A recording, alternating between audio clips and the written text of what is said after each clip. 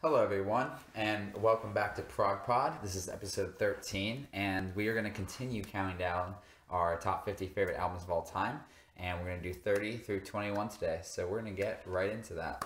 Yeah, and are you going first? Yeah, I'll go first. Okay. So my number 30, getting down into, getting high up there now. Yeah, we're going to go through our halfway point on this Yeah, one. I know, right? Yeah. It's a big moment. My number 30 is the album Moving Pictures by Rush, and that is the first Rush album on this list. Maybe it's the last, who knows? But this is an album that is, like, I think generally considered Rush's best album by, like, the mass majority of the fan base. I think it is maybe their best album, maybe not their best album. We'll see. Don't want to spoil anything. We'll find out. But Moving Pictures is a tremendous album. It's like definitely their most popular album, but the quality does not suffer at all because of that. It's just very, very good all the way through. Features their most popular song, Tom Sawyer, other popular songs like Limelight and Red Barchetta. It's just a really good album though, and the thing that like sets it above like other Rush albums for me is that I think it is Rush's best sounding album. It just sounds like so good all the way through. It's so well produced.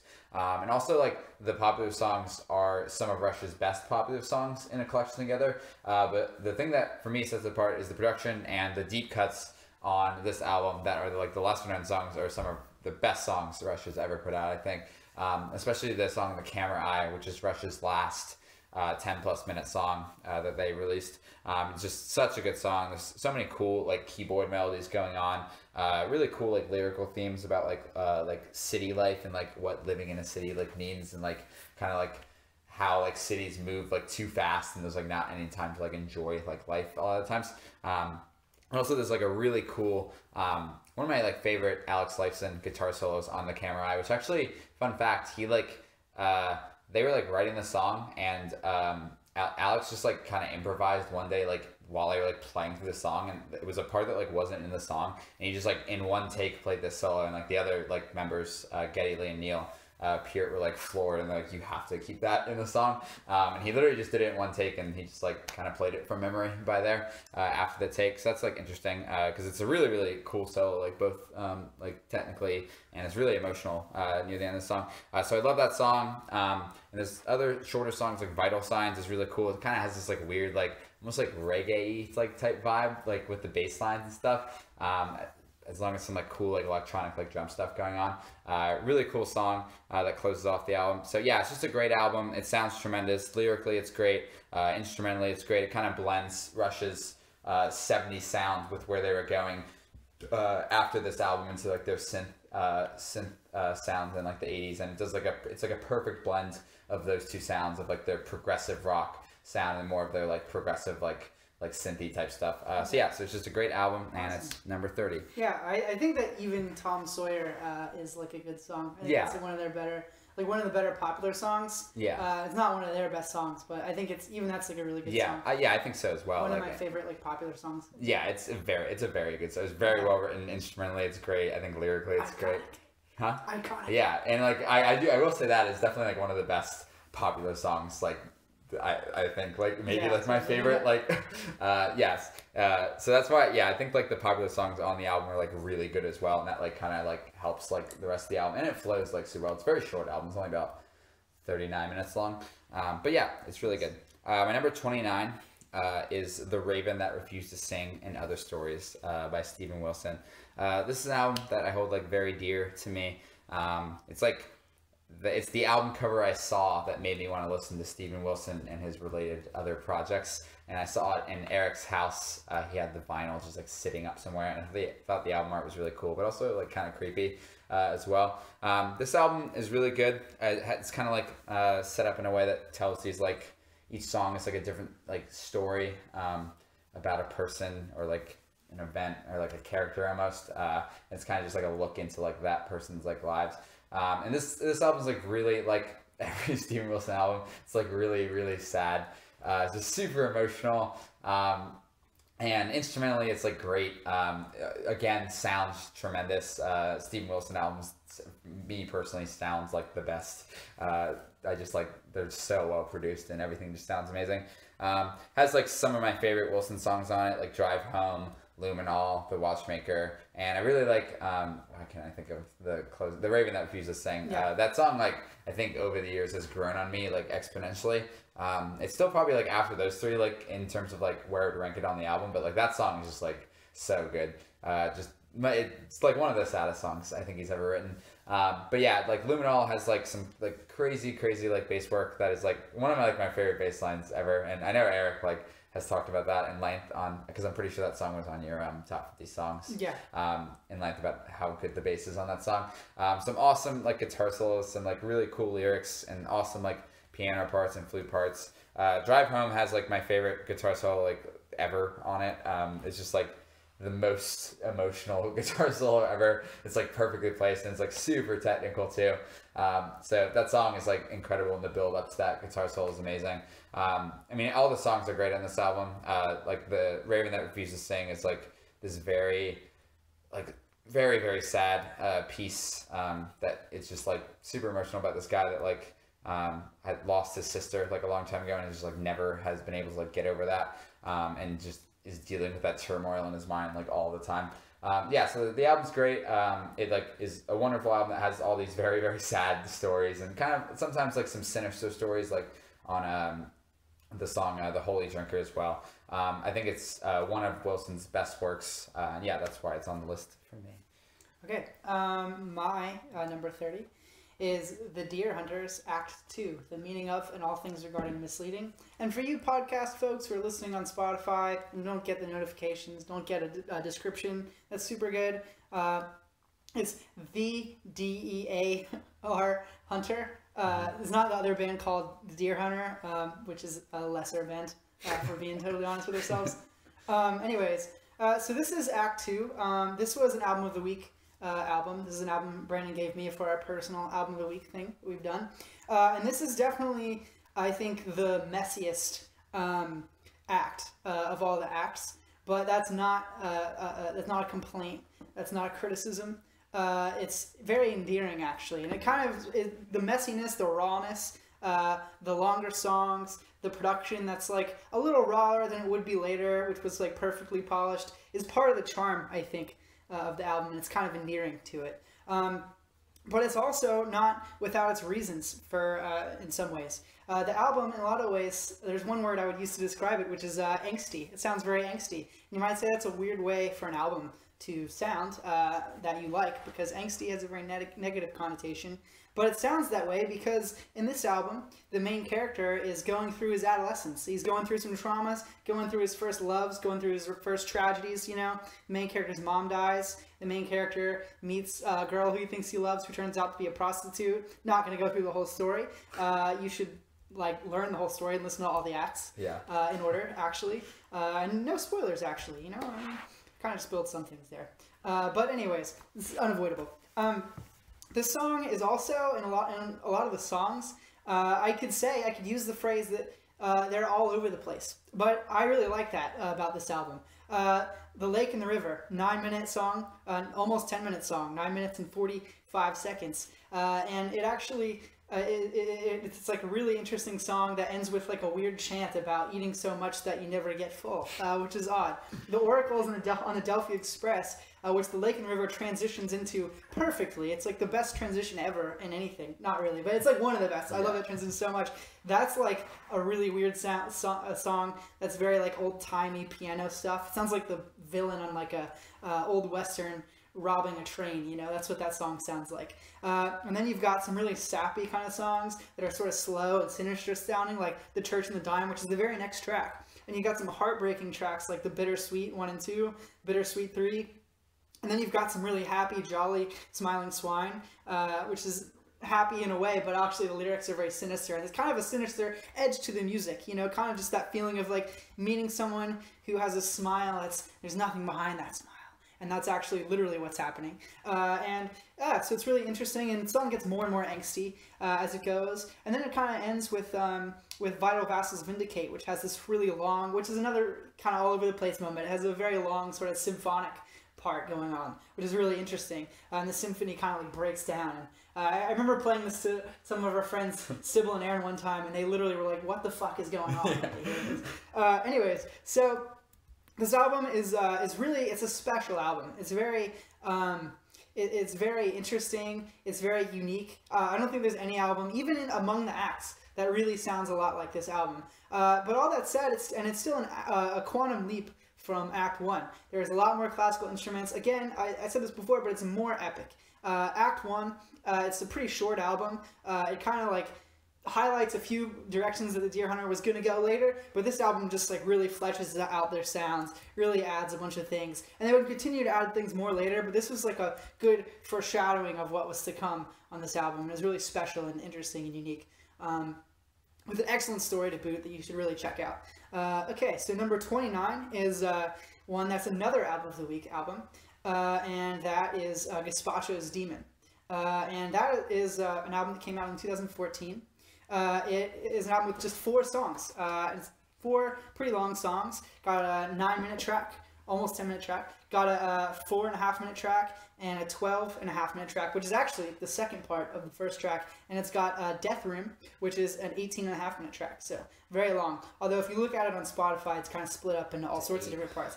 There's actually if you look at it on Spotify, it actually has parts 1A and part 1B, which is so weird, actually. And also, I'd like to mention, this band is named after a bowl of cold tomato soup, which is a very tasty soup to have in the summertime.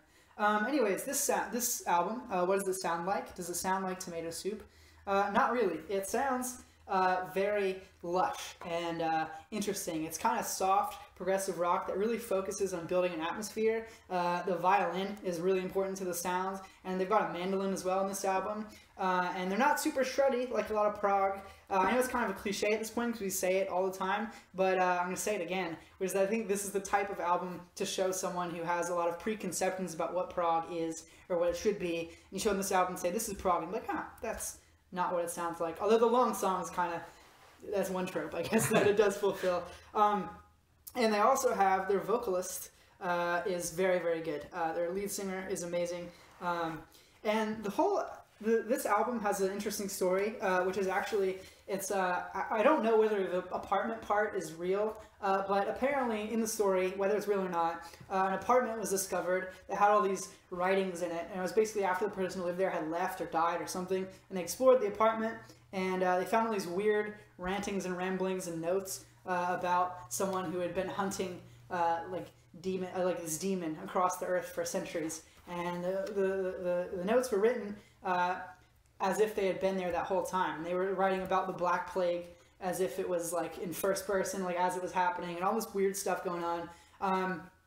I think if it was, if it was real notes discovered, it's probably some crazy person. If not, that's pretty cool that they came up with that. And the whole album sounds kind of like that in a way. It's sort of like evil sounding, but it also has like a feeling of like hunting for something in like a very rural area. I actually use the word visceral to describe how this album sounds.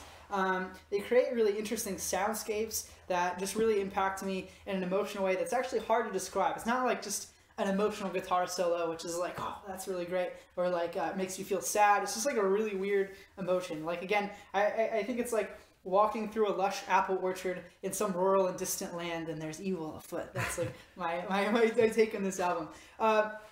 The compositions are also excellently done. They kind of build just perfectly, especially in I've Been Walking parts 1 and 2. They kind of like really, they know how to start a song and like have it go really slow and quiet and soothing, and then gradually build to an explosive moment that is just really takes you by, not surprise, but it just really is satisfying and interesting. And I think the songs on this album, even though there's 4 songs, they're pretty different, but they're also somehow really coherent. Like, I've Been Walking, again, is really lush, has that kind of autumn vibe. The Wizard of All Time Mountains, which is the shortest song on the album, is really, really weird. I love that song. Absolutely love that song. And it's got a really big accordion solo and some really quiet, kind of tender vocals. And I've Been Walking Part 2 actually doesn't even sound much like I've Been Walking Part 1. It's still kind of like lush and woodsy, but it's definitely like a little bit more intense. It's like sort of like it got going. And then Death Room, which is like the 18-minute song at the end, is very circusy almost. It has a lot of weird moments, and it's really interesting and winding and long compositions. But despite the songs being so different, it sounds so coherent. It sounds like really one one long song maybe. I think they have another album that sounds more like one song, but this one sounds like it also could be one song. So, yeah. That album's amazing. Obviously, and actually, this is just kind of off topic, but I remember you told me, I don't know if this is true now, but you maybe told me a while ago that you like Night more, and I actually now like Night more than Demon. So nice. yeah, Night's a very good album, and I assume that's the album you're talking about. That sounds like one song. Yeah. And Night is like intentionally supposed to be one song. Yeah. This one like seems like it could be maybe, but like, not necessarily. Because like The Wizard of All Time Mountains really sounds like a standalone song. Yeah. Okay, my 28 is Clockwork Angels by Rush. And this is actually maybe a surprise that it's above Moving Pictures. I'm not sure though. But because for a while there was like this top 3 like echelon of Rush that like couldn't be touched by any of the other ones. And Clockwork was always like 4 or 5. And there was always like a gap between. But over the past like couple of years, or maybe a year, I don't know, Clockwork has like moved ahead of Moving Pictures for me. I just think it's like, for me, it's like, it's Rush's only concept album, and it's really well done. I feel like they should have maybe done more of these because it's so good, and it like flows so well. And I think that gives it like the edge over Moving Pictures for me, is that like it just like is more emotional for me like all the way through, because it's telling this like really cool story that I relate to like a lot of the themes and stuff like I can really relate to. And it's just like so well done and so well executed, and it feels like it's a very satisfying album all the way through to the end. So I think that's why I like it more. What does it sound like? It sounds like a lot different from like a lot of their other stuff. It's much like heavier than a lot of like the like 80s stuff and the late 70s stuff. It's like, I don't know, it's maybe like for the time, like the stuff they're doing in the 70s was probably like as heavy as this, but this album sounds heavier with like more modern technology. It's a lot more like distortion on the guitars. I would argue it's their heaviest album like ever. I definitely think it, like from a riff standpoint, it's their heaviest album. Like on the song, like the riffs they use on like BU2B or whatever, it's almost like a metal riff, like almost in there. It's like very close. And a lot of the songs have like riffs like that, which are like much more heavier than what Rush is like typically used to doing. And the album just has like really, really good lyrics. Neil Peart is just like an excellent lyricist in my opinion. He's created this like universe. It's like a dystopian universe essentially, and a lot of the themes in this album are tackling like corruption in government and how like religion is like not super good for society a lot of the time, and how corruption in religion can lead to like horrible things happening. And it's kind of like what this album like tells the story, and we have a main character who's like going through like the trials of this world he lives in, and kind of pushing back against the ideas that like the government or like the religion of this like world like makes him like wants him to believe or whatever. So I think it's really interesting. He goes to like this journey throughout the album. It's really well done, and it's also like really impressive that Rush puts out this album, their last album, in 2012, and it's like this good, like 40 years later, which is always like very impressive to me that they were able to throw this album out as like their swan song. It also like has like a song called The Garden, which is probably my second favorite track on the album, which is the closing track, and it's Rush's final song. And not only is it like a perfect closure to the album, I feel like it's a perfect closure to like their career. It's like a very, very emotional song like within the story, but when you think of it like in their career, it's like I feel like it's even more emotional. It always like almost like brings me to tears whenever I listen to it. And there's some like beautiful orchestrations on this album, which they brought in like an orchestra on this album, and they also brought it on the tour with them for this album, which was cool. Yeah, so it's just really, really well done story. The instrumentation is like amazing throughout. It sounds great, like most Rush albums do. Yeah, it's amazing. I love it. Number 27 is one Eric mentioned that it had like slipped for him, but he like that didn't mean he didn't love it any less, and it's like slightly slipped for me. It hasn't slipped as much as me for Eric, and again I don't love it any less, but that is Crack the Skye by Mastodon. This is like I'd say the first Mastodon album I fell in love with, and it's still my favorite to this day. It's a pretty complicated concept album, relating thematically to I believe it's the drummer's sister, Skye, her suicide, which is pretty rough for him. And I feel like the members of Mastodon have had like a bunch of things related to their families like happening. Where, yeah, like, they feel like they've had a rough go. it's like dropping like flies. I feel like all the time. Yeah. Like I feel like a tragedy has always happened to like one of the band members like Yeah. within their personal lives. But yeah, this album's like very very good. It's this progressive like sludge metal album, but it's really like upbeat and like fast, and there's like really really shreddy like guitar solos. But there's also like on this album I think more focused on like some atmospheric parts, especially on like the song The Tsar and The Last Baron. The Tsar is like that song. It's such a good song, and I think you talked about this song in depth. But it's a very very good song. It's this 10-minute song in the centerpiece. It's still my second favorite song on the album. So I think The Last Baron is even better, which is the like very epic feeling 13-minute closures to the album. It has like great like I think the production is great for like the sound they're going for. I don't think technically, like again I always say like technically Mastodon's vocals are not like technically amazing, but like they fit like what the band is trying to do like so well. Like I couldn't imagine any other vocals on top of the music. And I love like Brent Hines like very like southern like twangy vocals he has, especially like on the chorus of Blomljud. It's so catchy. It's got this like southern twang or whatever. It's so good. And yeah, it's just a great album that tells like a really cool concept. And musically, it's awesome. It has awesome riffs, awesome solos. Really, really good drum work. I love Bron, or I think it's Bron is how you pronounce it, or Bran. I love his drum work. He's an extremely talented drummer. Yeah, and it's a great album, and that's why it's 27. All right, so my number 8 is one of the more shreddy albums on my list, and it is Terminal Redux by the band Vektor, which is an album that it's a progressive blackened thrash album. Say that 10 times fast. And it has an immense sci-fi concept that I think is more, when I'm thinking about it now, it's more Lovecraftian than it is like Star Wars. It doesn't have any like huge Lovecraftian monsters or anything, but it's just like playing around a lot with like time and like really powerful forces that are like beyond what you can even see or even understand ever. Less so like Star Wars, where it's just like a battle happening, but it's really interesting, crazy sci-fi concept. I used to be able to like recite word for word what everything meant, but I can't quite do that now, and I probably wouldn't even if I could, because I don't really want to take up like an hour of your time. But there's a really good article, I think it's on ProgSphere or something, that goes through the whole concept, which is really interesting. So I recommend checking that out. But this album, it kind of took the world by storm, the metal world, in 2016. It was like pretty much everyone's unanimous favorite metal album, at least when you got past like the major publications, like on the internet, everyone thought it was like the best album. And for me at the time, I actually listened to it that year, but I didn't really like it. It was too much for me at the time. It was too progressive. It was too weird. There were a lot of weird things going on in the album, and it was way too like harsh. I just wasn't ready for this album when I first heard it in 2016, so it didn't even make my year-end list, which wasn't that great at the time. I think the Red Hot Chili Peppers album was on that, so they didn't beat the Red Hot Chili Peppers that year. But now, obviously, this album is number 28 of my favorite albums of all time, and Red Hot Chili Peppers, what was the album even called? Dark Fantasy called? I don't know what it's called, honestly. It's the most recent release, yeah, I think it's called The Getaway. Okay. So that album is not on this list, and we don't even remember what it's called. So anyways, so this album is very good, and a lot of opinions on the internet have kind of changed over time. Like a lot of people seem to like it less. A lot of people are like, oh, it's overrated. I don't think so at all. I still really love it. It's incredibly technical. It's super shreddy. It's very thrashy, but it's also, it uses harsh vocals throughout the whole album.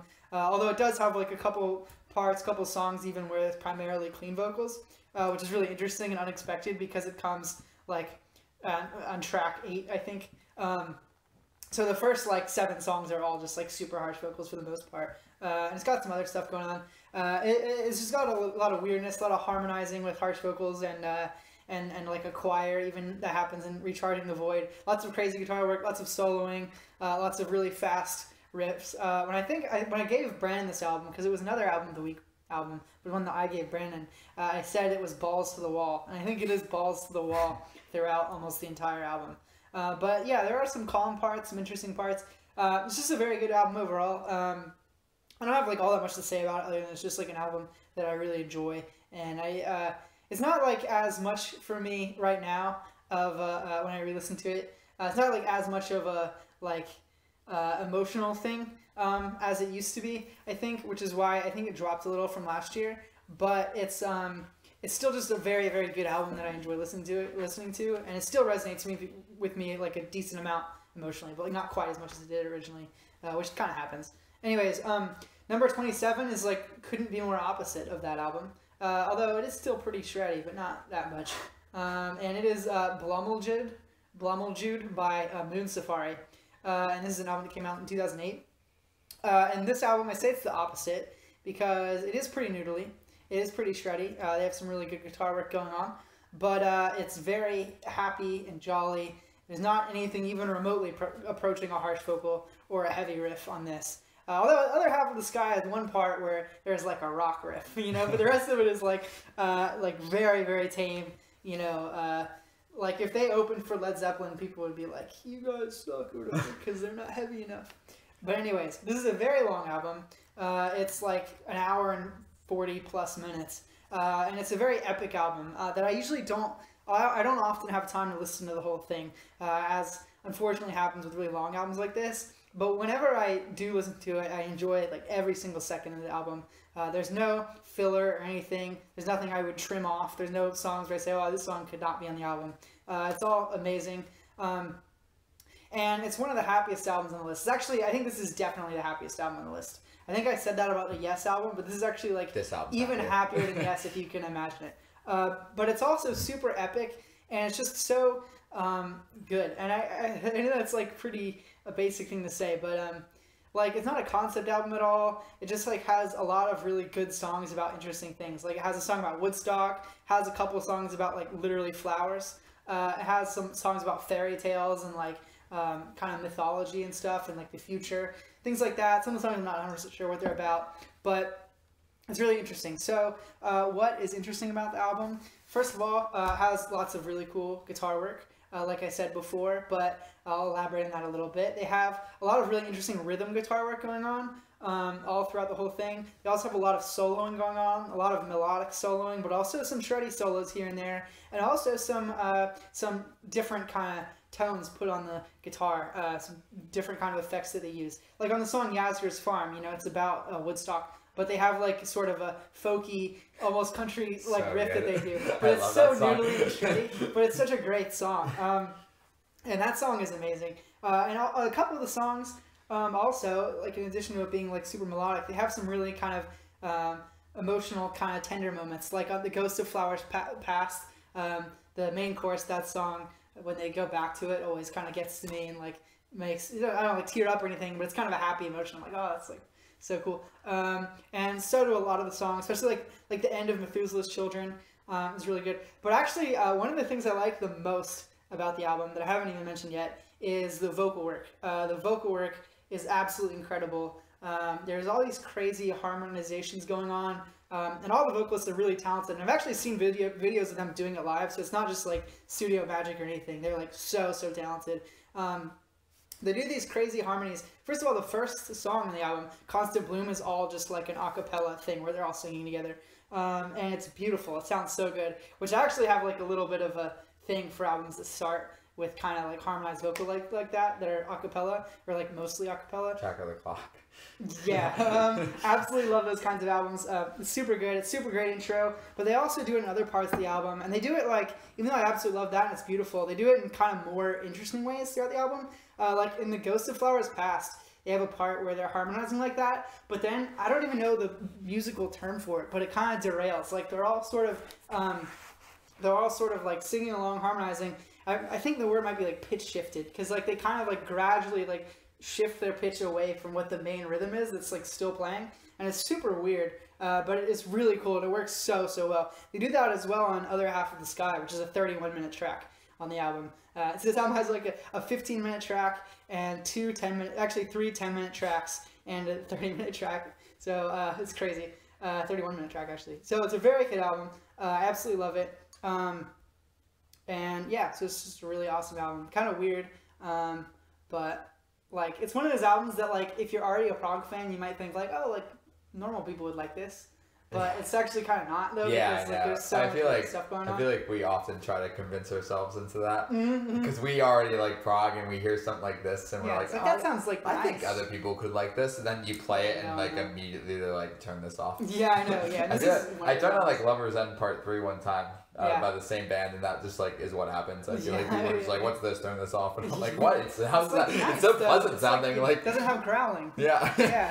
Yeah. But I absolutely love this album. It's number 27. I actually listened to this album in full today for the first time in like a couple months, and I don't know, it's such a good listen, and it's just really good. Reaffirmed that it belongs at this position on this list. Nice.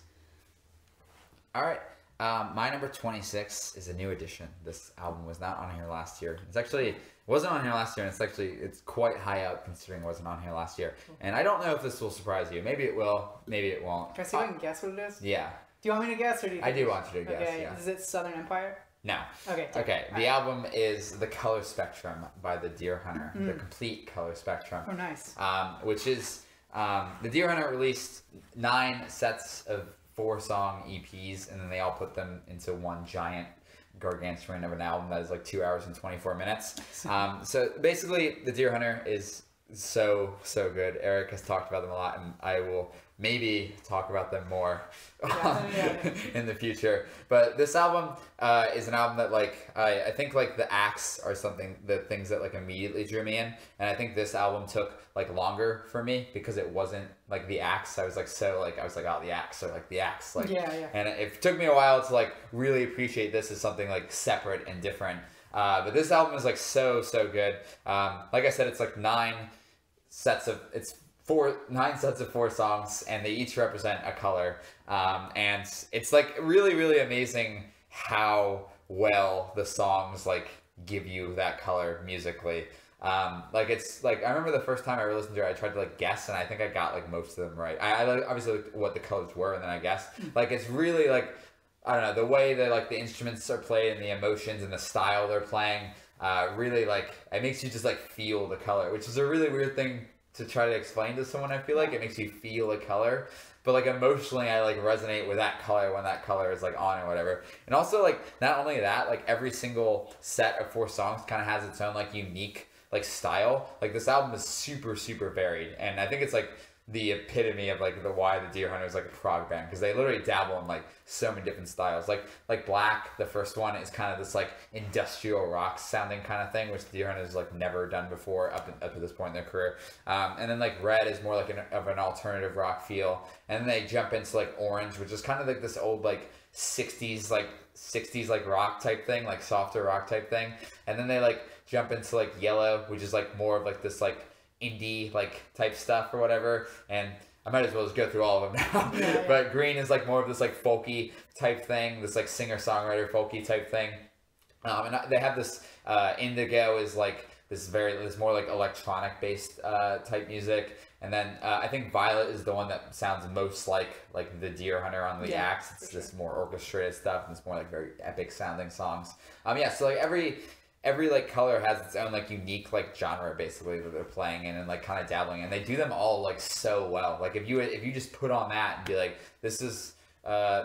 this band is a folk band, they write songs like this, and you played them Green, you'd be like, oh yeah, that sounds like a folk band. Like and it like works so well, and all the instrumentation is like so good, and not only that, the lyrics are like really good, and because it's not in the confines of the acts, which I don't like, the lyrics in the act are like my favorite lyrics like of all time, and I think on these are some of my favorite lyrics ever too. But like it gave Casey more of like it's more of like this very personal approach on a lot of the songs that he hadn't up until this point in his career like had the ability to do yet, because he was always writing through his characters in the acts or whatever. So there's tons of like really vulnerable songs on this album, and you see like a different side of Casey as like a lyric writer and a songwriter, and it's really good. It's a 2 hour and 24 minute album, but honestly like whenever I do listen to it in full, it goes by like super fast. Like it's like a blur almost. It feels like not that long at all, and the way it's set up like as the album, the colors, I feel like the way they set them up on the complete version are like, it's like the perfect way to do it, because I like feel like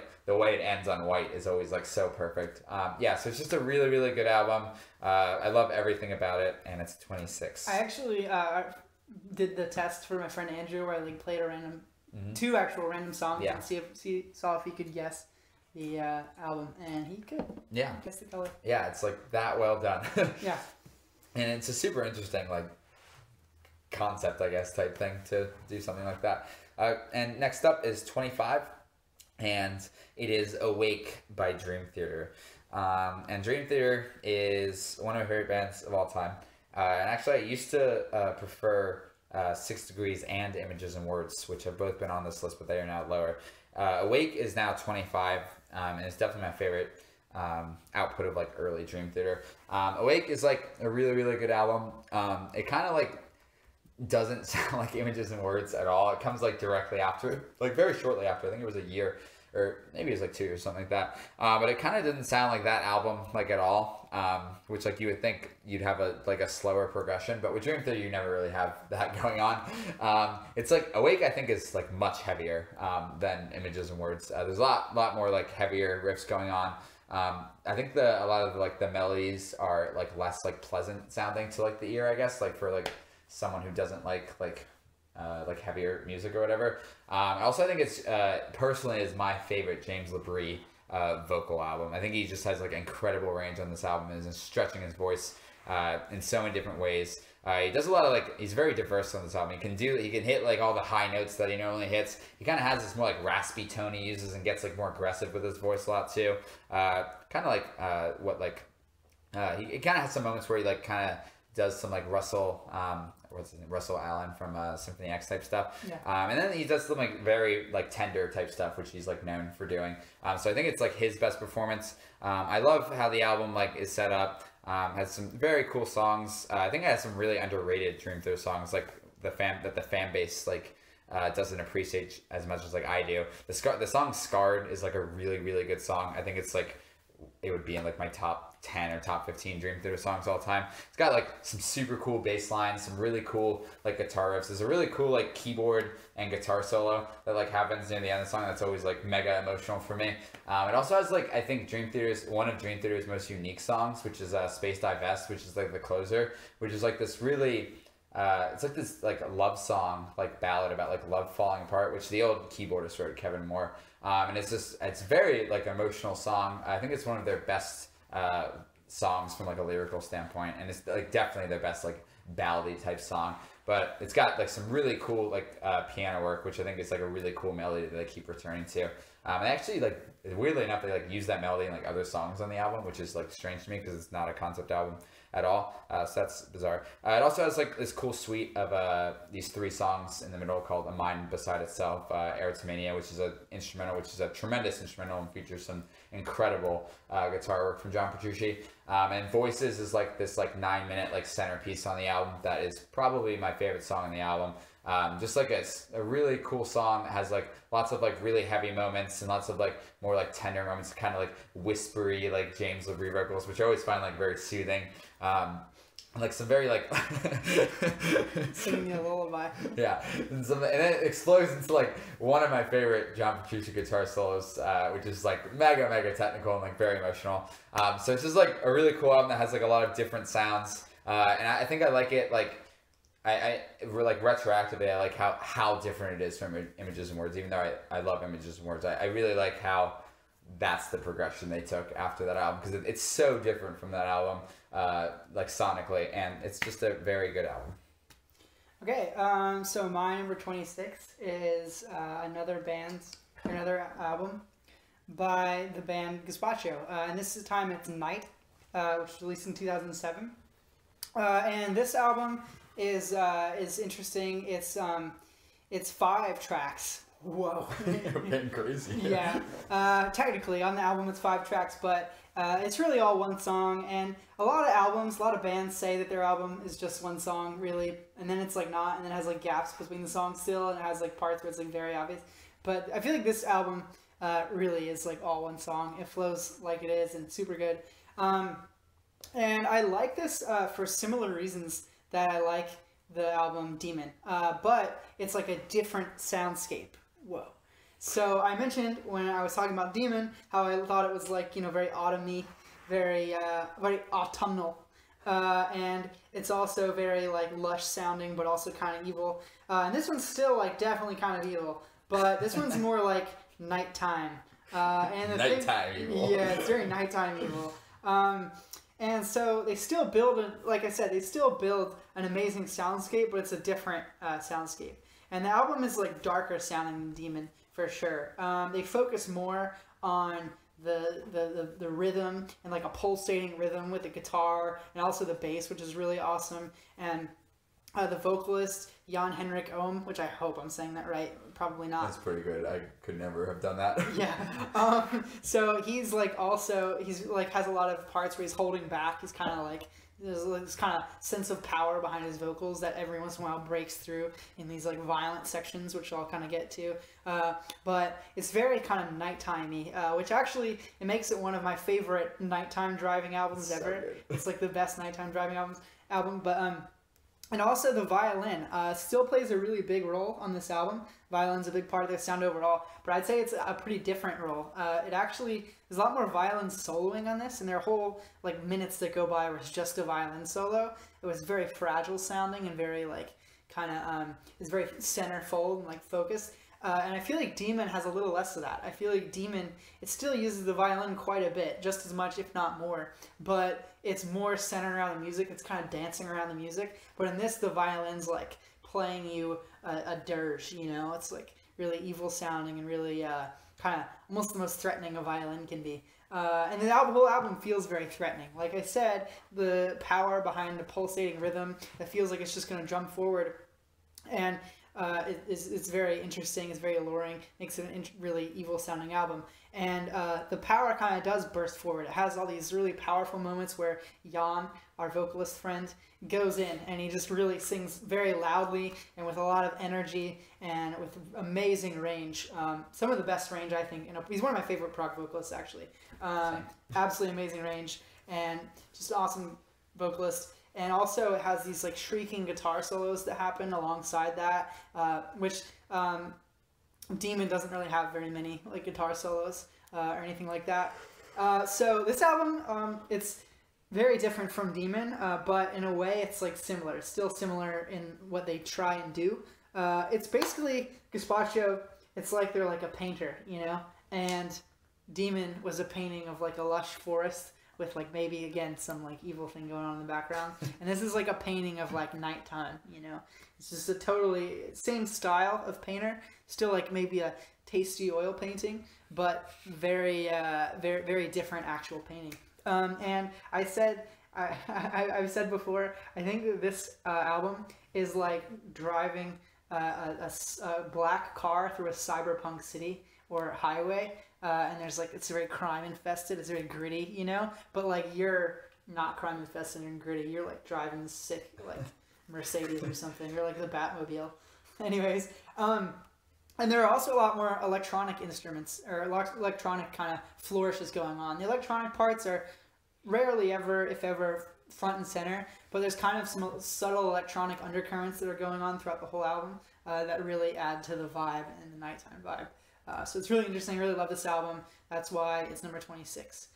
Do you have anything to add, Brandon? Yeah, that album is very good. Yeah. And I know, I don't know what your favorite song or favorite section of the album is. Oh, yeah. But for me, like the song Massive Illusion, we did our top of these songs. That would probably be very close in the next 50, maybe the next 15. Like I would probably put that song in there if I could count it as a singular song. But that, like, the ending to the album is like very well executed. It's like one of the most emotional endings to like any album ever, I think. Yeah. And the vocal part in that song from like minute like 1 to 6 is just like it always gets me. Like yeah, I absolutely love that song. Actually, I think my favorite on the album is actually Dream of Stone, but I massively close second. The 17-minute opener. Yeah. Although again, it all sounds like one song. It feels like one song. Okay, so the next album, number 25, is Steven Wilson's Hand.Cannot.Erase, which came out in 2015, and this is an album that I can't listen to all the way through that much because it's very emotionally draining. It's really, really sad. It's one of the saddest albums. I actually sometimes listen to singular songs though, and when I do, it's usually ancestral because I feel like that song on its own isn't as like crushingly sad as the other ones, although it is still like not happy, but it's an interesting song to listen to on its own. It's like a 13-minute track that's in there. It has some crazy guitar solos and stuff. Really good guitar solo, but I'll get to that more. This album overall is a brilliantly executed concept album. It's probably one of my favorite single album concepts that there is. It's not my absolute favorite, but it's like maybe second favorite just album that's like a one album concept. Like if you had to have the Deer Hunter story, that would be like obviously one that's like 5 albums. So this album tells the story of a lady who she kind of like, it's a real life story, and the lady dies and no one finds her for like, was it 2 years? Almost 3 years. Almost 3 years, yeah. And they find her eventually, and this is just like about her life, chronicling the last kind of moments of her life, and also like early in her life, and just going through how she got to where she was so isolated that no one like checked on her, no one came to visit, no one even seemed to notice she was gone, because there's not really any way to get around that. Like you can't say like, oh, we just like, you know, they literally like forgot about this person, basically. Yeah, I think it's interesting to note that like one of the big things about the concept is that this person had a family and people like knew her. Yeah, she had a job and stuff. Or she wasn't like homeless. I think before still isn't. She like she died or whatever. She like quit her job and like did all that, but like no one checked on her, and she knew people. Like she did isolate herself, but like people did, like she wasn't like a person who like no one knew of. Like she had like family members. Like exactly. Yeah, which like obviously it's not like good if that happens or happy or anything. It's still really sad if it happens to like a homeless person. Yeah. But it's less like surprising than it does if it happens to just like a pretty affluent person like living in a city. And it actually kind of reflects a lot of Steven Wilson's, just from interviews, a lot of his own kind of thoughts about living in like big cities and kind of technology, how you're very connected to everyone all the time, but like, you know, do you actually care? Do they actually care? Do your friends on Facebook actually care? How many of them? You know, it's really interesting, but it's executed so perfectly. Steven Wilson, when he writes a concept album, it is very, very good. And this is an example of that. It's just a super good concept album. The music reflects what's going on in the album so perfectly. Just, I don't know, it's hard to even describe how good it is. It's like when something like happy is going on, when the character is like doing well, I guess, which is rarely ever, it's very happy music. And when the character is like dying and like crying out for help, basically on Happy Returns, it's very sad, obviously. And so yeah, it's just a draining album to go through. It's kind of hard to really listen to in full all the time unless you're ready for like the experience. Anyways, the album musically, it contains a ton of influences, just like a lot of Steven Wilson albums do. It has a lot of metal riffs here and there, like every once in a while throw in a metal riff. They have a lot of jazzy parts, less so than Steven Wilson's previous two solo records, I think. Yeah. But a lot of rock parts. There's still some jazz in there, plenty of it. Lots of piano on this album that's used for devastating effect. The piano isn't always featured, but it's very like, it hits for 100 HP. The song Routine, which is actually about, it's kind of like a story within a story about mom who her kids are killed in a school shooting, and she goes on with her daily routine in order to just like kind of live and cope. It's horrible, but has some pretty crazy piano in it that really drives that in. Anyways, there's also some amazing guitar solos from the ever fantastic Guthrie Govan, which unfortunately is the last album he was featured on. Steven Wilson. Marco. Yeah, and Marco. Yeah, and Brandon's doing like a crying face thing. But he's an amazing guitarist. He has some crazy guitar solos throughout the album. On Ancestral is probably my favorite one. It's just so good, and just like really interesting songwriting that keeps you on your toes, and especially like I'm referencing the same song every time, but Ancestral, again, like the last like 5 minutes of it are just this kind of riff that kind of surges and like recedes, but it's really interesting. It really keeps you going and kind of like, I don't know, it's just really good. It keeps you into the vibes of the story, and I kind of picture that as like her kind of like withdrawing from everything. That's how I like view that last 5 minutes of that song. Mm-hmm. It's just like very kind of trippy, but also sinister sounding, and kind of like, it's what you think you hear if you could like hear you being in your own head too much and like freaking out a little bit, like wanting to pull away from everything. So anyways, absolutely fantastic album. Okay. My number 24 is, I I think it's the first album by this band. Yes, it is the first album by this band. And that album is The Great Misdirect by Between the Buried and Me. And this is a new edition. This album was not on here last year. And that's probably because of the Between the Buried and Me albums that were on it last year, which there were 2.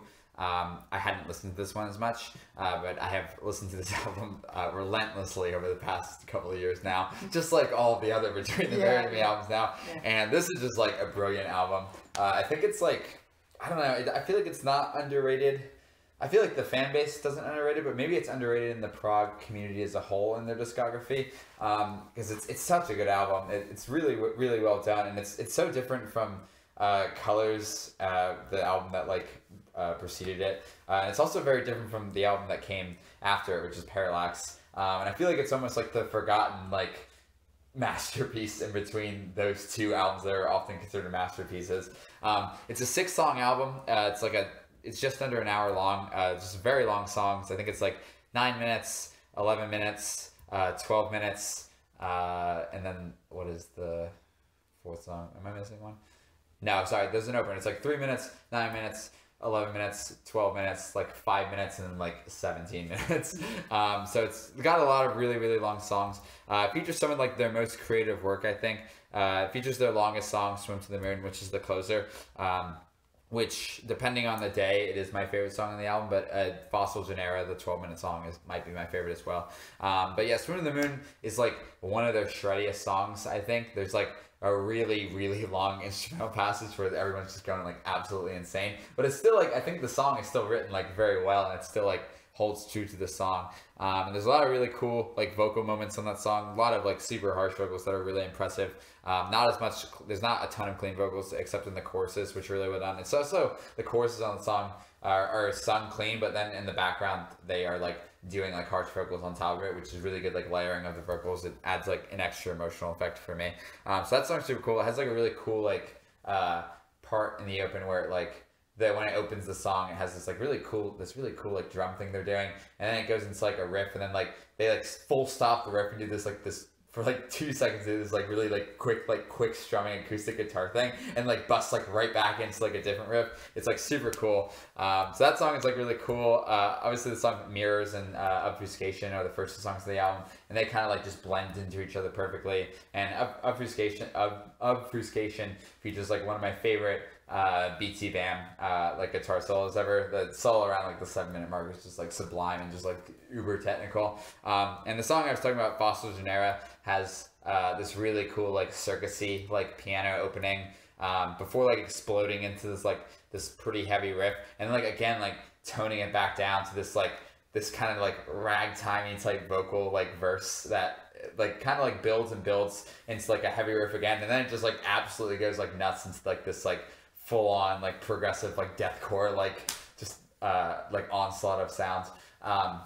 It's just a really cool song, and the song that song particularly progresses in so many different directions before finally breathing and coming to this really really beautiful acoustic strumming into this really clean guitar solo. And it has one of my favorite endings to it, Between the Buried and Me song. It has these very emotional lyrics with these strings that come in, and it's this very epic sounds, and it's just I don't know, it's a very satisfying song and very satisfying ending. And we saw it live this year. The first time we saw it live, and I was it was so good, I thought, live. So that's a really cool song, and I think it shows the diverseness of the record, how all these different sounds are coming together. I haven't even mentioned Disease, Injury, Madness, which is the 11-minute song, which is a really weird song, how it is set up, because it kind of has these it opens really, really heavy, and then it kind of has these really I don't know what's the word, these contrasting moments of super, super heavy and really soft moments. And it's a song about the what is it, the Jonestown Massacre or whatever. Oh yeah. Which was a cult or whatever, where a lot of people committed suicide. 900 people. Yeah, I think it is it's one of the largest amount of people who died on U.S. soil at the same time, I think, or something. Well, it wasn't actually on the U.S. soil. It was in Suriname. Oh, was it? Yeah. Yeah. Where was it? In Suriname. Where is that? It's in South America. Okay, I didn't know that. But anyways, it's about that, and it really conveys that really well, and it contrasts. Sorry, it was Guyana. I'm sorry, man. Yeah. Guyana. Yeah. but it like contrasts these like super heavy moments with like these super soft like acoustic-y moments and like these clean vocals with these like super mega like deep like guttural like vocals. So that song's really cool, and I feel like I've gone through all the songs, but I have to mention the other song, which I think is really unique, specifically to this album, because I don't think they've ever written a song like that. And that song is Desert of Song. It's kind of just like this like very like acoustic driven song with like just full on clean vocals the whole song, and it's like very like, for them it's like a very tame song, but I love that song so much, and I think it's like placed perfectly in the album. So it's like, I think for me it's like one of their most like diverse records from like a sound palette type thing, but I think it all like works still, and that's why it's 24. It's just very good record. And my 23 is Permanent Waves by Rush. Still quite high up here. It has fallen a little bit. I feel like all of the Rush albums have fallen a little bit over time, but Eric is crying right now like I was earlier. Yeah. Permanent Waves is like a really, really good record. I think most people say Moving Pictures is superior to Permanent Waves. I disagree. I think Permanent Waves is the better album. And the things I said about Moving Pictures, like I like the songs that were popular on the album, the deep cuts go really well with it. I feel like Permanent Waves just does that even better. Like I think Permanent Waves like popular songs are better than Moving Pictures popular songs. Like The Spirit of Radio and Free Will, the two like popular songs on the album, are just like so good. Like Free Will has just like one of my favorite Rush guitar solos ever. It's just this super cool solo, and Alex Lifeson does this thing I really like when guitarists do this, like Haken does this sometimes, where he like is literally like shredding, is like he's just shredding like insane, and like in the middle of the guitar solo he like plays like just like a guitar riff or whatever, and then goes back to shredding, and Haken does that in laps, which I really, really like a lot. And it works really well in this song, and not only the guitar amazing in that song, like the bass is really cool, and has like a cool bass solo in that song too. But again, like the deeper cut songs on this album are like really what do it for me, like Jacob's Ladder, which is like a really, really cool song, has a lot of really cool like guitar and like synthesizer parts. And then my favorite song on the album is Natural Science, which has like a lot of really cool, like interesting, like weird sounding, like keyboardy type stuff. And I feel like it like works well with the song, for the song being about like science. It kind of like has this like very like futuristic like appeal to it. There's a lot of like really cool guitar riffs that Lifeson plays that are like really unique, and actually like that song specifically on the guitar riffs, I feel like I haven't found a song that gives me like the exact vibe that song does like ever. I love that song so much. Really cool song, and the album is just like really good. Again, short album, again, like most like prog albums from that era are, but very good album, still holds true that I love it a lot. Okay, my number 24 is Mammoth by Beardfish, which is their 2011 album. It was one of my first prog albums that I really enjoyed. That wasn't like a prog metal album, because all my first prog metal albums were Opeth and One Leprous. But early prog album for me, and it was my first Beardfish album after listening to Voluntary Slavery, the song. So it was my first full Beardfish album that I listened to, because I really liked the song Voluntary Slavery. For a while, I only listened to that from them for some reason, but then I was like, I might want to listen to an album by them. I thought the artwork for this album was cool, and it is cool. It's underappreciated. Yeah, cool artwork. There's a mammoth on it. It's like dying. It's their best album artwork, if we're telling facts. I think so too, actually, which is why I checked this out for some reason. Anyways, this album is interesting in Beardfish's discography because it's in competition with Sleeping in Traffic Part 1 for being Beardfish's least weird album. And I'm doing podcast air quotes, weird, but it's also by far their shortest at just 52 minutes. All their other ones are like over an hour. And it's, again, like a lot less wacky than some of their other, like, more, I guess, wacky albums.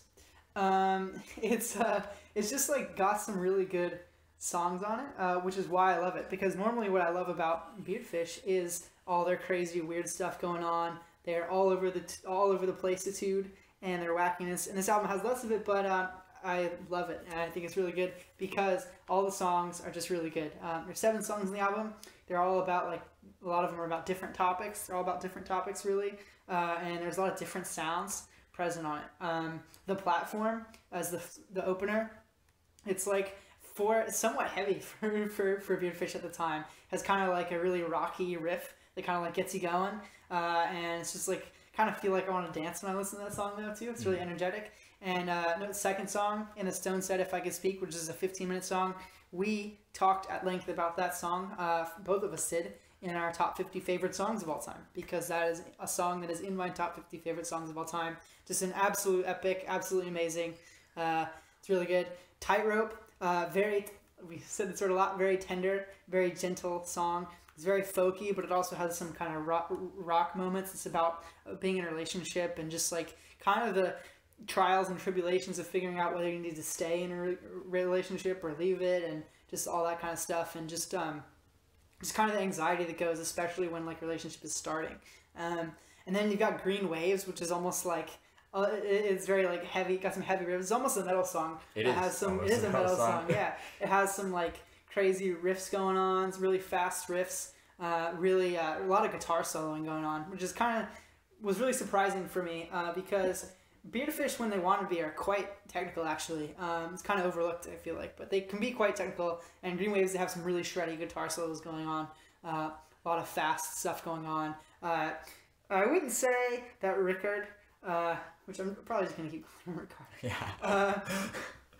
Yeah. But anyways, Rickard, I wouldn't say that he's quite like doing harsh vocals in this album, but he has some really like intense kind of shouts that are going on in the song. And the song in general, I think, is just about like the sea, like eating a sailor, basically, like just like someone drowning in it. And then it's got Outside and Inside plus Akabadu, which I always listen to pretty much together.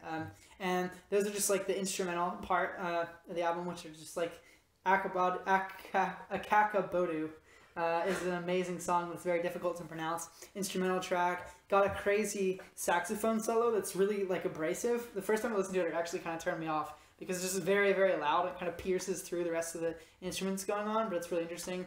Then 7th track, Without Saying Anything. That's a song that really, really makes me want to like kind of dance for some reason, which I'm not like a dancing person, so that's kind of an accomplishment. Another kind of really energetic song. It's really poignant lyrics about just kind of like there's no need to like beat around the bush, like, and also just about music too in general. And then it has like a part at the end which is about like troops and soldiers, which is kind of random, but it works really well. So it's just a really good album. All the songs are amazing. It's sort of like Moon Safari, and it's not like trying to be some like crazy concept or anything like that, but it's just like a collection of very good songs that go together really well, despite being somewhat different. Yeah, so that's basically all I have to say about it. It's just like a really good album. Number 23 is an album that actually at one point would have been number 1. Yeah, and it is My Arms Your Hearse. Oh man, that's quite a drop. That's Opeth, surprising. yeah. Quite a big drop. I still love this album. Their 1998 release. It's an interesting album in Opeth's discography.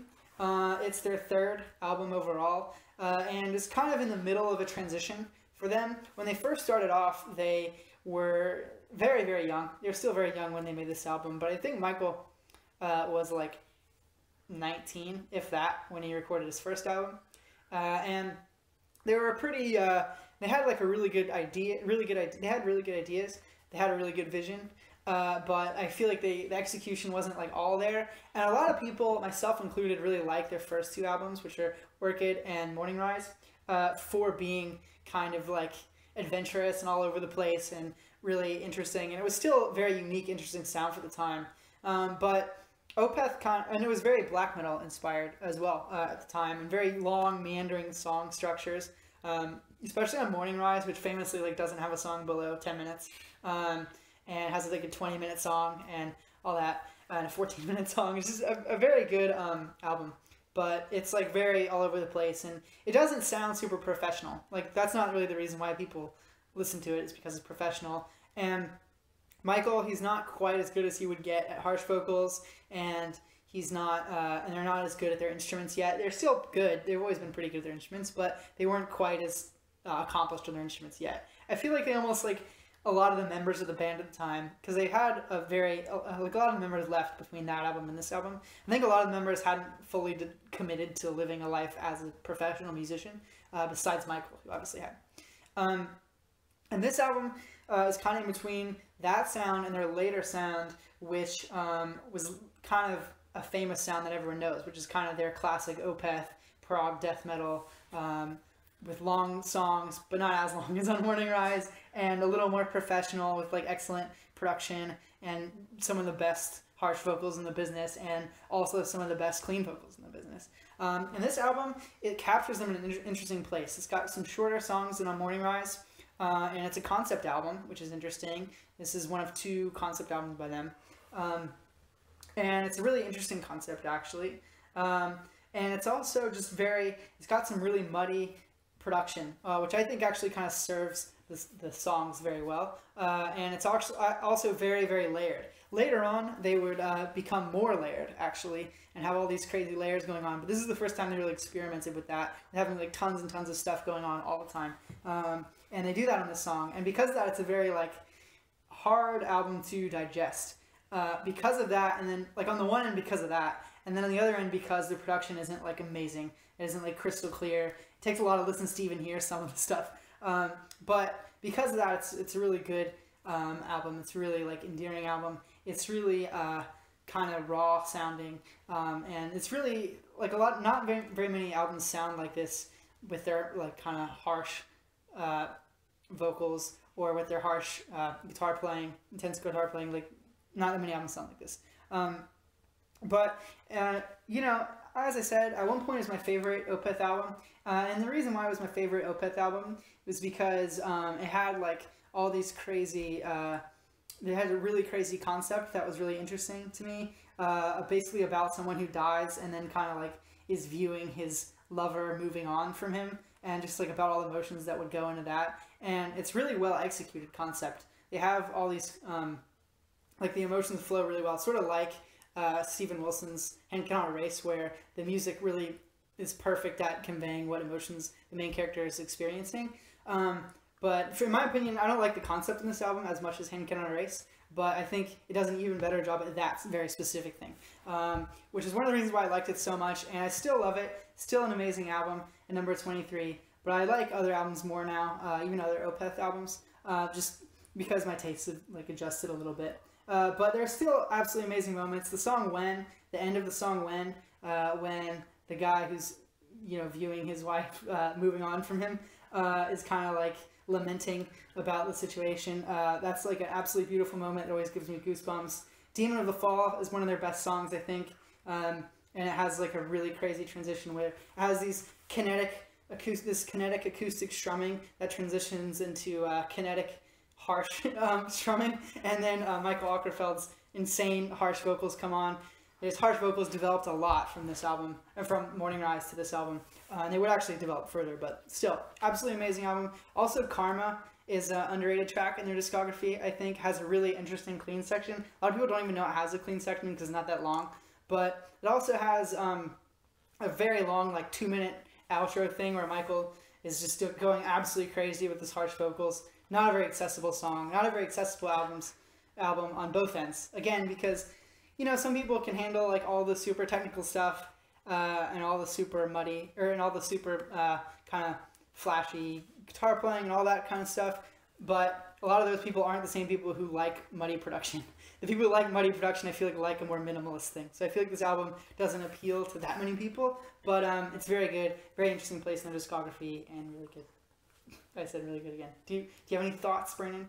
Yeah, that is maybe the most surprising thing on the list so far. Yeah. I was like waiting for that to be top 5. Yeah. Still. Yeah. No. Last year it was 3, I think. Yeah. On the list. I think something like that. Yeah. So that's surprising that it's fallen that much in a year or so. All right. The last 2 of this session for me are both album of the weeks from Mr. Eric himself. And number 22 is Terminal Redux by Vektor. Nice. I remember one time me and Eric were sitting outside of our friend Sybil's house waiting for them to get ready, as we often are doing. Yeah. And Eric was like, tell me if you like this song. And he played a song off this album. And I appreciated like aspects of it, but I like couldn't get into like, I don't think I could get into like the vocals and just like the general heaviness of it at the time. It was like a lot for me. And Eric mentioned that like it was a lot for him at the time too. So, and I think he played it to me when he had like broached into getting into it already, and he already like liked it a lot. And I remember thinking like, oh, I like appreciate like the instrumentation, but it's like a lot for me.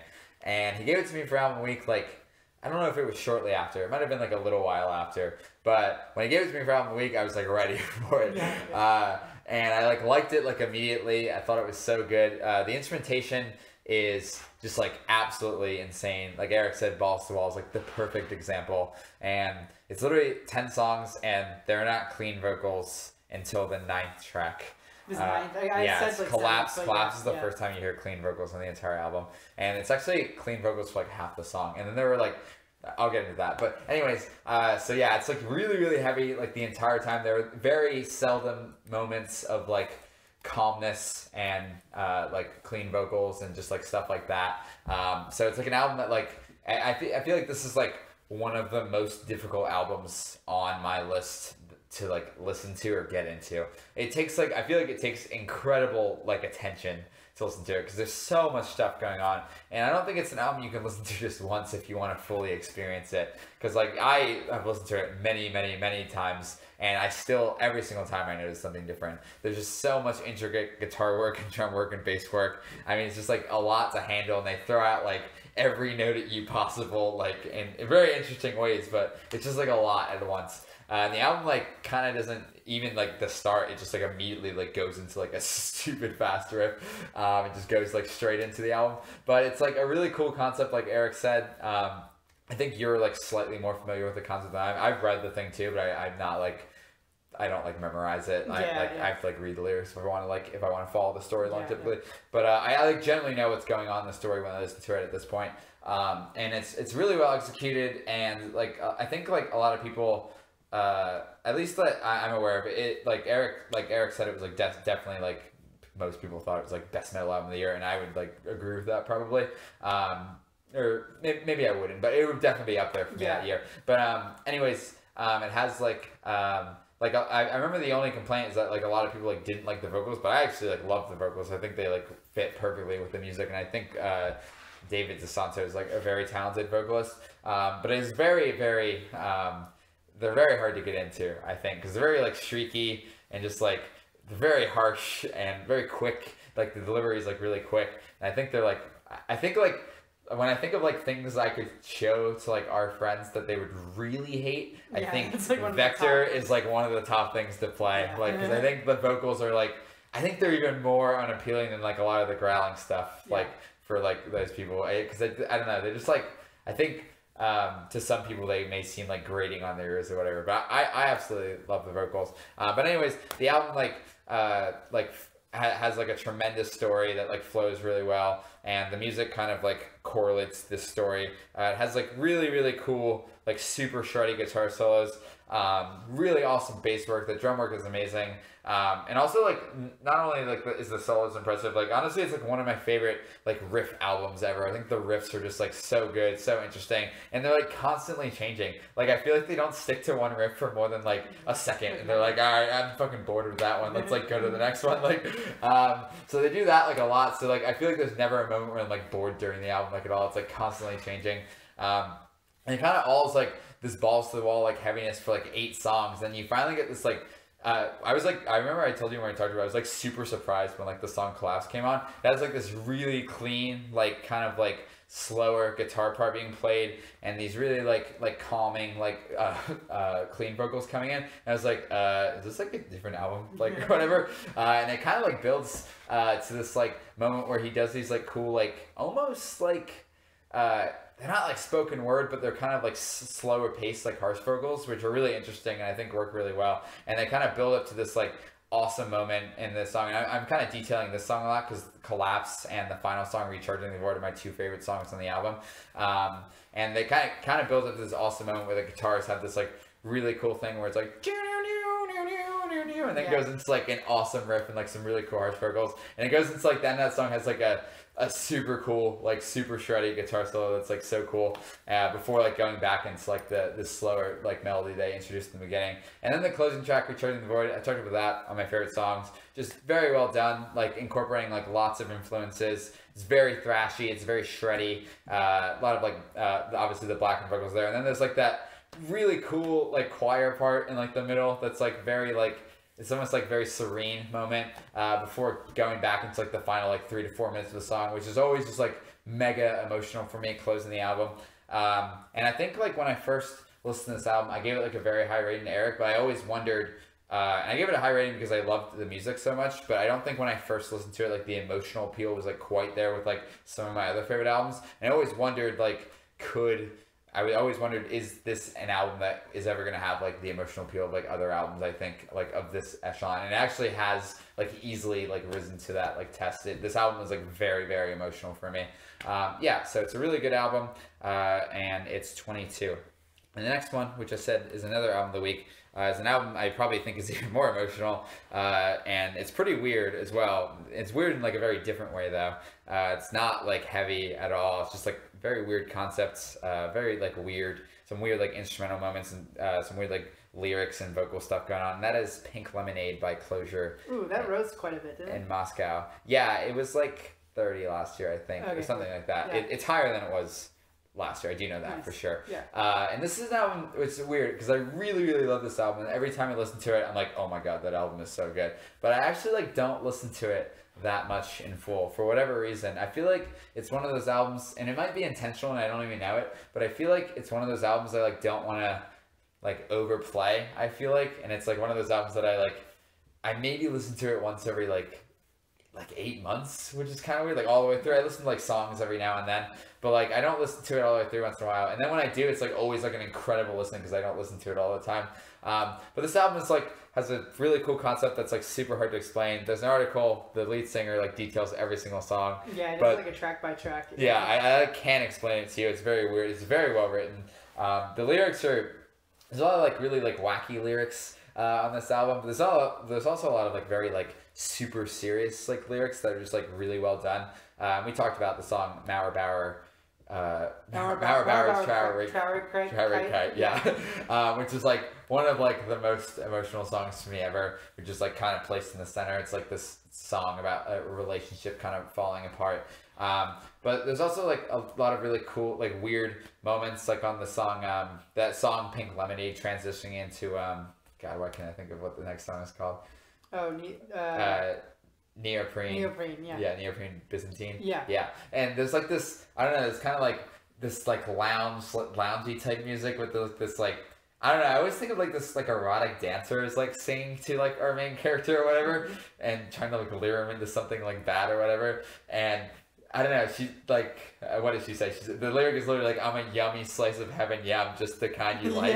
Which is like always hilarious to me because I think like when I like have shown people like that song, I think they're not all the way away from me, but until we get to that part, they're like, all right, what are we listening to here? And then like the opening part of that transitioning of that like female vocalist like going into like the next song is also like really weird as well, but it's like so well done. There's a lot of like really, really catchy moments like on the song Neoprene Byzantine. That chorus is like super infectious, and the song Seeds of Gold is like honestly like it's a pretty like poppy track honestly, but it's like really well done like in their style with like more of like a bigger appeal to like a wider audience.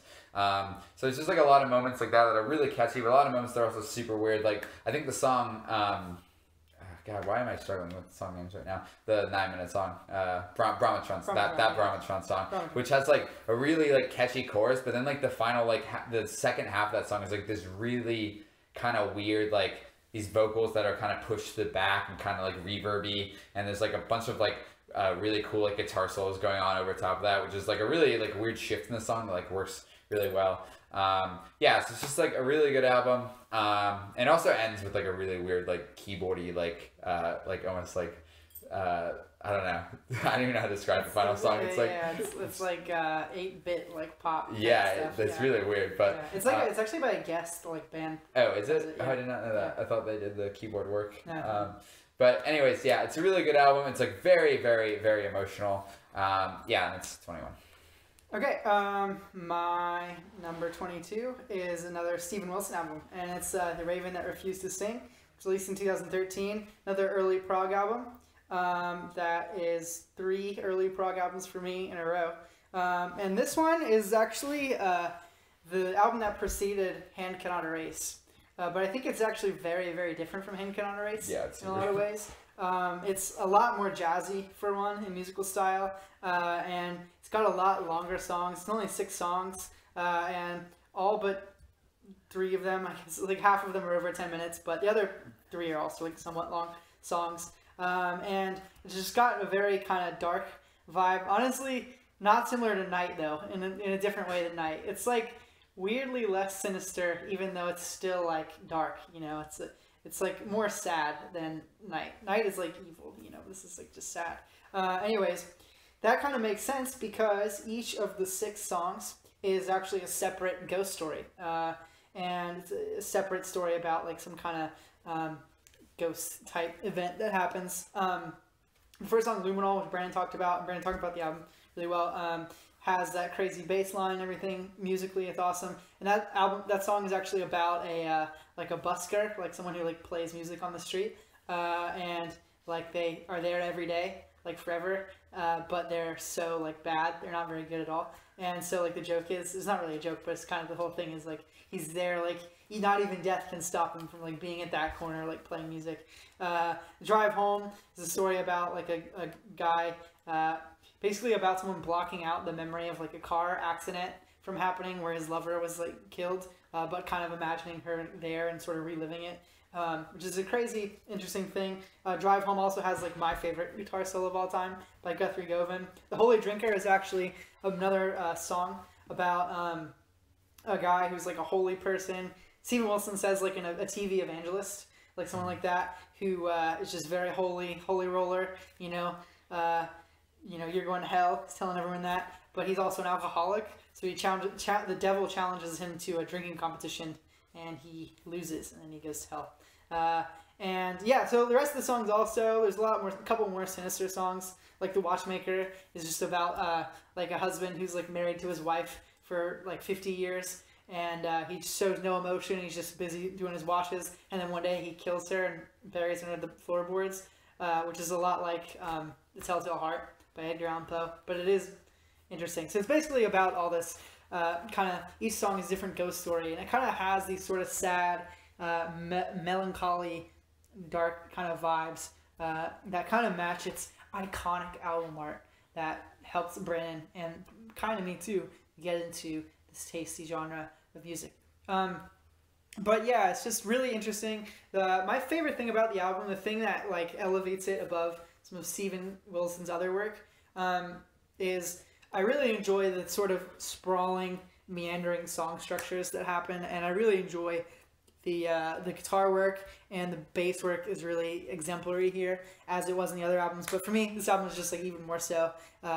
Just all the instruments are totally on point, and I think that even though I think Hand.Cannot.Erase is more like sad and more like emotional in that way, that it's sad, I feel like a more variety of emotions on this album, and a more like unique set of emotions, because Hand.Cannot.Erase for me again is just like I'm very sad when I listen to that album, almost crushingly so. But this one I feel like sometimes I'm like happy, sometimes I think it's kind of funny, almost like The Holy Drinker to me is kind of like, oh, it's like kind of ironic.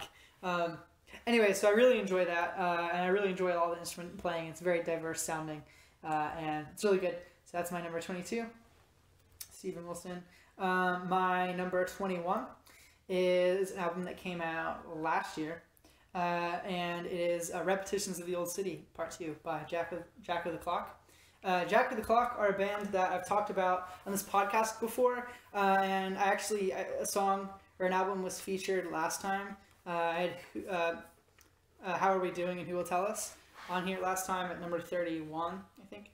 But I haven't explained on this like segment how we discovered Jack of the Clock, which is somewhat of an interesting story. So Brendan and I were driving around and listening to random songs, as we do sometimes. Mixed bag. I had a playlist called Mixed Bag. Yeah, I had a playlist called Mixed Bag where I just threw in a bunch of totally random stuff that I found on Spotify recommendations into a playlist, and just stuff that I thought had an interesting name. And I made a couple of them over the years. I made a bunch of iterations of them. The first couple were manageable, but then later on it just got to the point where you like never actually listen to all the songs if you put it on shuffle like you're supposed to. And so we went around with one of the really, we're driving around, we're listening to one of the really unmanageable ones. I mean, I think it was like 40 hours or 50 hours or something where it's like, of just shuffled random music.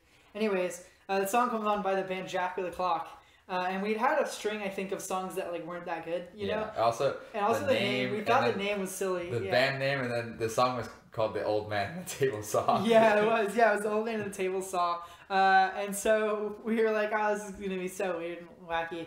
And we like put the song on, and we kind of were like, and it's like a 10-minute song, and didn't talk. We didn't say anything at all. And we were both like waiting for the end, and we were because we were both ready to like. Before the song started, we were both ready to like pounce on the song. Like, it's the worst thing ever. You know, it's horrible. But then we both like absolutely loved it, and I think like afterwards we were both kind of looked at each other like that was awesome. That was, really I was thinking like oh, did Eric hate that? Because I like that like so much. Yeah. I think I was thinking the same thing. Yeah, because you were like, oh, what did you think about that? And I was like, I kind of think I loved it. So this is like Jack of the Clock. They're a very obscure band, and they're one of my favorite bands now, actually. But at the time, you know, I hadn't heard of them, and I did, and it was great. And actually, at that time, you know, Brandon he gave me the album, which was Repetitions of the Old City Part 1, and this is Part 2. And that was back in 2017, I think, that you gave me that, early 2017. And at the time, I really liked that album. I thought it was good, but it wasn't, like, one of my favorites or anything, and the band wasn't one of my favorites. But it was actually last year that I listened to their whole discography all the way through, and I liked it more. But it wasn't even then that I was like, oh, this is one of my favorite bands. But I just kind of gradually over the months like decided to just really dive in and give a couple of the albums a bunch of listens. Then really gradually worked my way through the discography, and I did, and I ended up really liking them and thinking they're like one of my favorite bands. And one of the reasons why I went back to them in the first place, after kind of initially being like, oh, they're like really good, but not like one of my favorites or anything, was the release of this album, which is Repetitions of the Old City Part 2. So this album pretty much helped me rediscover one of my favorite bands. And this album is a very interesting thing. Their sound in general is kind of defined by a lot of acoustic instruments. It's almost all acoustic with some guitar work every once in a while. Actually, this album has some of their most electric guitar work. But there's a lot of acoustic guitars, lots of banjos. Damon Waitkes, the main composer, he plays the hammer dulcimer, plays guitar, plays all this stuff. And there's also a really good bassoonist who's in the band, and a violinist as well. And like everyone in the band, I'm pretty sure everyone is like a professional musician who went to music school. And so all of them play like tons of instruments. And they also bring in a lot of really unique instruments on this album that aren't even supposed to be instruments. In fact, there's one part where they literally are playing like car horns, like, you know, honking, which is really interesting. They do other stuff like that. They have field recordings. They play wine glasses a lot. Damon Waitkes, he actually does this on a lot of the albums where he like gets different wine glasses and like hits them like a hammer dulcimer to make a certain sound. It's really interesting. And they also have a lot of guest vocals, or guest musicians, sorry, not really guest vocals, who play organ and trumpet. Art Elliott is a guy who plays organ in this album. Anyways, so tons of interesting stuff going in this album. Their work in general is really, really experimental and weird and kind of all over the place. Even the vocals sometimes are really difficult for a lot of people to grasp. I personally really love Damon Waitkes' vocals. I think he's actually a super technically gifted vocalist. I can't sing along to a lot of the songs. He just has like a really weird way of phrasing things and a really precise, perfect way of like saying what he wants to say. And he himself has said in interviews that the vocals and the lyrics are kind of like half of the band. And speaking of that, the lyrics are also absolutely amazing once you dig in. They're a lot of times really esoteric, so when you first listen to an album, there's rarely a time when I first listen to a Jack of the Clock album where I can pick out what exactly the lyrics even mean. But once I think about it for a while, or if I like get a hint somewhere from an interview or something, I'm like, wow, that's like an amazing way to phrase that, or an amazing way to convey that emotion. And sometimes I just kind of figure out on my own, or kind of even guess, and I'm not 100% sure. But absolutely amazing vocalist, I think. Just again, like you can't, it's really difficult to sing along, but I could see how his voice could turn some people off. He's a very unique, kind of folky, sort of, I'd say weird is a way to describe it, voice that he sings with, but not always for everyone. And their music is generally, on all their albums, has been very experimental, but actually this is one of their most focused albums, I'd say, and one of their most easy to grasp. albums, which is I think why I was able to kind of latch onto this one before I dove back into their other stuff, is because it was a little bit more accessible. Not that it's at all accessible overall. There's still a ton of weird stuff going on, really complex. But anyways, so this album, it's actually in 2 parts. It's actually split up into 2 parts. Not a double album. It's only like, it's almost exactly an hour. But it has the first half, the first 5 songs are actually called The Blizzard, which they're kind of all themed around snow type stuff. Miracle Car Wash 1978 is one of my favorite songs on the album. It's probably my favorite song on the album, but I'm not 100% sure. That's like a 13-minute epic on the album, and it's basically just about like remembering a big, massive snowstorm from back in the day, and just kind of the melancholic feeling of looking back on like your childhood. And it's very sad. Uses a lot of piano, and that's the song that has the car horns. It's also got some other interesting things. Island Time, next song after that, makes extensive use of the hammered dulcimer. A lot of times the hammered dulcimer is featured throughout their whole discography, but a lot of times it's kind of hard to pick out actually, because unless you know what you're looking for, because most people don't know what a hammered dulcimer sounds like or even what it is. But if you listen to Island Time, you'll know, because that song is very, very hammered dulcimer front and center. Errol at 23 is a lot like Bloom by Between the Bear to Me. Not really, but it also has like a surf rock kind of part that's just kind of thrown in there, which is really interesting, and it works really well. Anyways, there's that, and there's an interlude, which is an instrumental, which is my favorite instrumental songs, Guru on the Road, which just has these really interesting kind of dueling violins and bassoons going on, and all these really interesting samples going on in the background. Also, lots of really interesting banjo and acoustic guitar picking. That really kind of makes you think of like a old guru on like a dusty old road traveling around somewhere from place to place. It's kind of goofy, really. And the next section of the album is actually called Artifacts of Love and Isolation. And that album is actually still pretty snowy, but somewhat different in tone. I feel like it's slightly more upbeat, and the songs are slightly like darker, I think. It's got My Room Before Sleep, which is kind of a prelude sort of thing to Into the Fireplace, which is one of my favorite songs on the album, which is not one of the longest songs on the album, but it's actually a song about someone, like an old uncle who at a sort of family gathering sort of hops into the fireplace and just like sits there and like burns alive, and everyone's kind of just watching. But the song is actually told in the tale is told in a really interesting way in the song, because it's the actual music that's playing has like these really sinister kind of undertones. Like the rhythm is doing these really sinister kind of steps. It's kind of crazy, but then there's some kind of more jolly finger picking and stuff going on over it. But the lyrics are actually delivered in a sort of jolly way as well, and they're also kind of funny. The song is actually like pretty funny. When you think of like self-immolation, you don't think it's going to be like a funny thing, but it's like there are a couple of times in the song where I always laugh. Because like there's one part where he says, "It's nothing that the person who climbs in the fireplace is like, it's nothing that a little bit of rest wouldn't heal," which is like, what? Like you're in a fireplace. Anyways, so it's got that. It's got and then A Sick Boy. I have no idea what it's about. It's about a squirrel at first, and then it starts to be about like an election or something. But it's just absolutely amazing. Absolutely love this album. It's so good. It's not my favorite. This is a bit of a spoiler. It's not my favorite Jack of the Clock album now, but it's still up there. It's very good. Okay, so that's the end of that.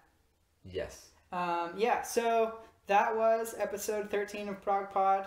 Episode 3 of this countdown from Top 50. Yeah. Numbers 30 through 21. And we hope you enjoyed.